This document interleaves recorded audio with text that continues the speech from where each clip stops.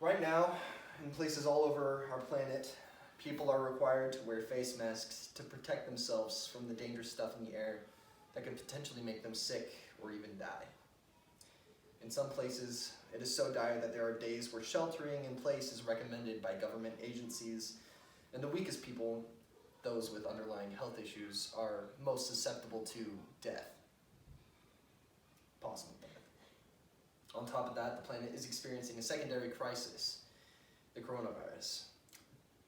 Pollution from carbon-based fuel emissions is choking out major cities across the globe, causing serious respiratory issues and even death. The worst part is that the greenhouse gases emitted with this pollution are causing climate change. Climate change and the devastation that comes with it is by far the greatest threat facing my generation, Gen Z. And the clearest voice we hear surrounding the alarm and calling us all to action is Greta Thunberg.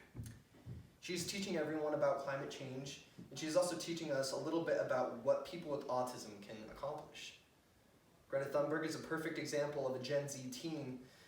She's out making the world a better place through social and political activism. Unlike most of Gen Z, at only 16 years old, she was nominated for the Nobel Peace Prize. She has sparked international climate protests, and she has spoken with international heads of state, and has even met with the Pope to sound an alarm and spread awareness about climate change. Her question to the world is a simple one. What is the point of students like her learning anything if politicians are just going to ignore the facts about climate change? So she sat outside of the Swedish parliament with a hand-painted sign stating that she was on official strike from school. Now, 20 months later, she is a global icon and, with some controversy, the most well-known member of Generation Z. Some people love her and some people hate her. She stirs up controversy wherever she goes, but no matter which camp you're in, you have an opinion because everyone is talking about her. She has captured the attention of nearly everyone on the planet, and if nothing else, she has us all thinking and talking and hopefully taking action. I think that the best thing that Greta Thunberg has done in bringing focus to my entire generation, is bringing focus to my entire generation. On the cover of Time magazine, she was bestowed the title of Time's Person of the Year.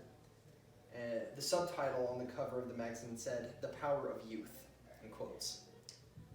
I think it was clear that the message from Time magazine and the rest of the world see Generation Z as a force of nature, ready to make changes and make the world better for everyone.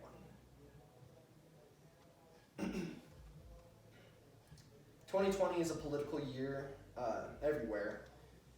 And in the United States, we have a presidential election. In China, they're drafting their 5-year plans. The United Nations Economic and Social Council is hosting a key summit.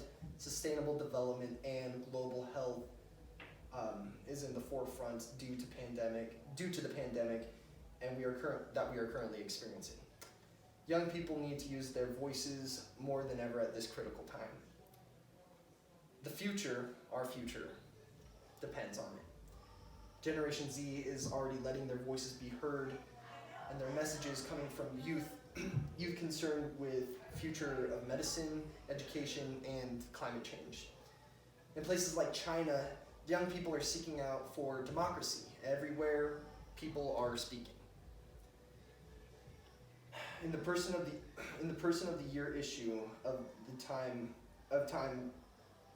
there was a quote I liked. It was an interview with the United States Secretary General.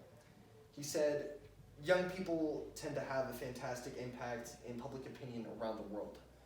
Governments follow." What that means is that Generation Z has what I call the Greta Thunberg effect. We are using our voices, we are swaying public opinion, and we will change the world with the next election cycles. We will, with the next congressional votes, with our concerns.